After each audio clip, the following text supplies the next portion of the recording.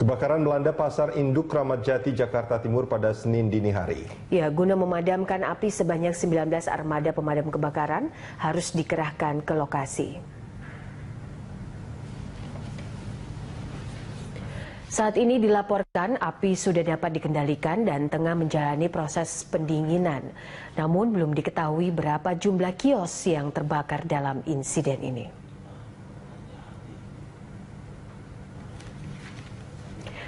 Sebelum api diketahui mulai berkobar pada pukul 2 dini hari yang terus membesar dan menghanguskan sejumlah bangunan dan kios di kawasan Blok C1. Saat ini penyebab kebakaran belum diketahui secara pasti. Sementara hingga kini juga belum dilaporkan adanya korban jiwa dalam peristiwa tersebut.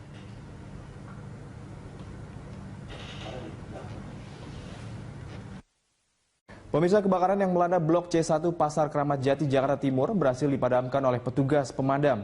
Kebakaran ini menyebabkan sekitar 90 kios terbakar. Dan untuk mengetahui informasi terkini, kita bergabung dengan reporter Friendly Sagala dan juru kamera David Sibarani dari Pasar Kramat Jati, Jakarta Timur. Langsung saja kita sapa Friendly, bagaimana kondisi terkini di Pasar Kramat Jati dan apakah bisa dipastikan nih berapa jumlah kios yang terbakar dan juga berapa total kerugian hingga saat ini? Ya, Sakti, dapat kami informasikan bahwa kondisi terakhir di Blok C, Pasar Kramat Jati, Jakarta Timur pasca terjadinya kebakaran yang terjadi pada dini hari tadi ini sudah kembali normal dan api sudah dapat dipadamkan sekitar pukul 5 pagi tadi dan sudah dilakukan proses pendinginan di Pasar Kramat Jati di Blok C yang menjual merupakan sentra penjualan rempah-rempah ataupun bahan pokok, dan yang saat ini sedang terjadi ataupun terlihat ini di belakang saya, ini para pedagang sedang berusaha untuk mengambil ataupun menyelamatkan barang-barang ataupun barang dagangan mereka yang mungkin masih dapat dipergunakan ataupun yang mungkin dapat dijual kembali. Dan sebenarnya ini tidak diperbolehkan karena mengingat ada polis lain di sini yang telah diberikan ataupun disegel oleh kepolisian sebagai tanda bahwa lokasi ini steril baik dari pedagang ataupun dari masyarakat, sehingga seharusnya tidak diperbolehkan. Namun tampaknya masyarakat di sini tidak sabar untuk dapat membenahi dan juga memperbaiki kios-kios mereka secara swadaya. Bila disebutkan tadi diinformasikan bahwa jumlah kios yang terbakar ada sebanyak 90 kios, namun setelah kami perbarui datanya dan juga kami tanyakan kepada pihak di sini, setelah dilakukan penghitungan secara manual ternyata jumlah kios yang terbakar adalah 87 kios dan belum diketahui berapa jumlah material akibat kerugian material yang diakibatkan insiden ini. Namun pihak dari PD Pasar Jaya dan juga PD Pasar Induk Kramat Jati ini masih melakukan investigasi dan juga menginventarisasi berapa nominal jumlah yang sebenarnya terkait adanya insiden ini. Namun tadi kami sempat juga bertanya kepada salah satu pedagang di sini ya untuk menanyakan berapa kerugian dari mereka, dan ada tadi salah satu pedagang bernama Ian Fajar yang dia mengaku memiliki hingga 18 kios di sini, dan akibat kejadian ini dia mengaku telah merugi sebanyak 3 miliar rupiah. Dan berikut kita dengarkan kembali pernyataan selengkapnya dari pedagang yang sempat kami wawancarai tadi. Habis. Dari semua 100% berapa persen kira-kira yang bisa diselamatkan? Barangnya paling 5%-an. Nah, itu udah habis semua kan, adik bisa lihat kebakar semua. Terus berapa kerugiannya, Pak? Kira-kira? Kalau saya lebih kurang 3M, tapi saudara saya banyak yang lain. Kalau saya pribadi lebih kurang 3M. Bapak punya berapa kios? Saya 18. Terus langkah selanjutnya apa nih? Demikian, Sakti. Ya, Friendly, apakah sudah diketahui sebenarnya apa yang menjadi penyebab kebakaran di Pasar Kramat Jati? Ya, hingga sejauh ini dugaan paling kuat penyebab dari kebakaran di Pasar Kramat Jati ini adalah korsleting dari salah satu kios yang diketahui adalah kios UD Erni yang merupakan penjual rempah-rempah dan juga sembako serta plastik di sini. Dan ini pun tadi sudah dilakukan pemeriksaan dan juga diminta keterangan oleh pihak kepolisian, dan akhirnya juga memang akibat terjadinya kebakaran di satu kios itu merambat ke sejumlah kios-kios lainnya. Namun berdasarkan informasi yang kami dapatkan juga nanti dari pihak kepolisian akan melakukan olah TKP di lokasi ini untuk mengetahui apa sebenarnya tujuan ataupun penyebab utama dari kebakaran ini. Namun hingga saat ini memang kami belum memantau ada pihak kepolisian yang akan melakukan olah TKP. Dan sejauh ini para pedagang mengaku sangat kecewa dengan adanya insiden ini karena para pedagang misalkan yang menjual bawang putih ini terpaksa harus kehilangan barang bawang putih mereka karena kita ketahui juga harga bawang putih menjelang lebaran ini sudah melambung tinggi dan itu mengakibatkan mereka sangat merugi. Dan berdasarkan informasi yang kami dapatkan tadi dari pihak pengelola dari Pasar Induk Ramadjati yaitu manajer yaitu Nurman Adi mengatakan pihaknya akan mengundang seluruh pedagang yang terdampak akibat kebakaran ini untuk duduk bersama membahas apa solusi yang akan kira-kira dilakukan. Dan langkah terdekat yang akan dilakukan adalah pihak dari pengelola pasar ini akan mengundang dan juga menyediakan tempat berjualan sementara bagi para pedagang sehingga mereka juga dapat recovery gitu, dapat berjualan dengan selayaknya sembari memang proses renovasi di Pasar Induk Ramadjati ini tetap dilakukan oleh pihak pengelola. Nah, rumah keluarga Julia Perez di Cibubur pun ramai dengan berbagai ucapan duka dan gelombang pelayat yang datang. Di antara mereka adalah para selebritas. Kita bergabung bersama dengan rekan kami, Marcelina Gita, yang akan memberikan laporan selengkapnya. Gita, bagaimana dengan suasana rumah keluarga yang Anda pantau di kawasan Cibubur?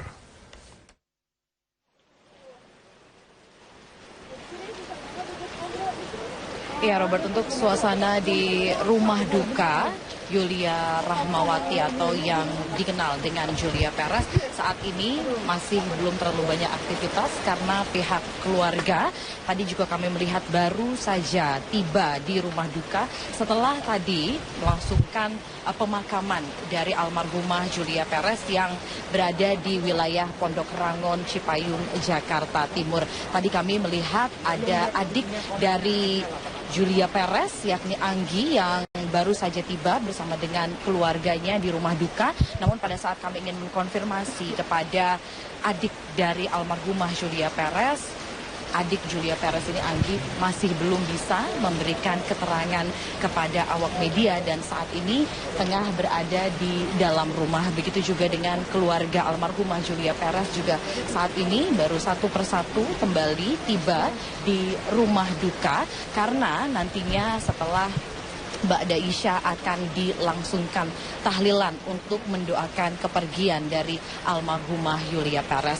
Tadi untuk almarhumah Julia Perez dimandikan di rumah duka, kemudian dilangsungkan sholat untuk jenazah di Masjid Al-Ikhlas sekitar pukul 15.30 waktu Indonesia Barat. Setelah disolatkan, almarhumah Julia Perez langsung dibawa ke TPU Pondok Rangon, Cipayung, Jakarta Timur. Suasana tadi pada saat di pemakaman ini isak tangis tidak dapat terelakkan, baik itu dari kerabat, keluarga, dari sesama selebriti pun juga turut serta ditumpah ruah isak tangis yang tak dapat terelakkan pada saat di pemakaman mengiringi almarhumah Julia Perez ke persinggahan terakhirnya.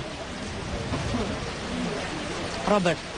Ya, Marcelina Gita, apakah Anda mengetahui apa yang akan dilakukan keluarga dan sahabat Jupe dalam beberapa hari ke depan?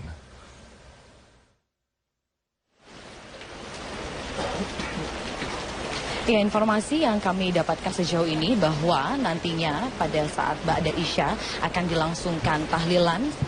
Dalam tahlilan nanti tentunya juga masih akan dihadiri tidak hanya oleh pihak keluarga, kerabat maupun juga dari sahabat-sahabat dekat almarhumah Julia Perez yang nantinya juga akan turut serta untuk hadir dalam tahlilan yang akan dilaksanakan di rumah duka Julia Perez di Raffles Hill, Cibubur, Jakarta Timur ini.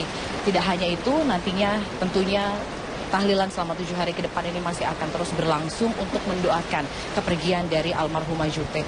Karena untuk Julia Perez ini sangat begitu terkenang sekali di hati kerabat, keluarga, teman-teman dekat Julia Perez. Karena Julia Perez semasa hidupnya dikenal begitu baik sekali terhadap semua kalangan kerabat dan juga keluarganya. Julia Perez ini sudah mengidap penyakit kanker cervix sejak tahun 2014 yang lalu. Namun pada tahun 2015 Julia Perez sempat dinyatakan ia sudah sembuh, namun ternyata pada tahun 2016 Julia Perez mengidap kembali kanker serviks dan dinyatakan stadium 4. Dan pada bulan Februari 2017, Julia Perez dirawat di Rumah Sakit Cipto Mangunkusumo dan menjalani perawatan yang cukup intensif. Bahkan sehari sebelum Julia Perez meninggal, Julia Perez ini juga sempat menjalani operasi untuk pencernaannya. Namun pada saat Julia Perez dinyatakan kondisinya sudah lebih membaik, namun ternyata Tuhan berkata lain bahwa hari ini Julia Perez harus meninggal dunia, dan pihak keluarga pun juga sampai saat ini masih begitu berduka sekali dengan kepergian dari almarhumah Julia Perez. Robert. Baik, terima kasih Marcelina Gita atas informasi Anda. Sementara itu 3 tahun Julia Perez berjuang melawan kanker serviks yang ia derita. Selama itu dukungan bagi Jupe muncul dari berbagai kalangan termasuk dari para pejabat. Jupe mulai dirawat secara intensif di RSCM sejak Februari 2017. Selama dirawat di rumah sakit, banyak kerabat yang berkunjung untuk menjenguk Jupe termasuk dari kalangan pejabat. Di antaranya adalah Kepala BNN Komjen Pol Budi Waseso, mantan Gubernur DKI Jakarta Basuki Cahayapurnama beserta Ibu Veronika Tan, kemudian Ketua MPR Zulkifli Hasan. Pelaksana tugas Gubernur DKI Jakarta Jarod Saiful Hidayat beserta dengan istri, serta Komisioner KPAI Titik Haryati. Jenazah wanita kelahiran Jakarta 15 Juli 1980 silam ini dimakamkan di TPU Pondok Rangon, Jakarta Timur.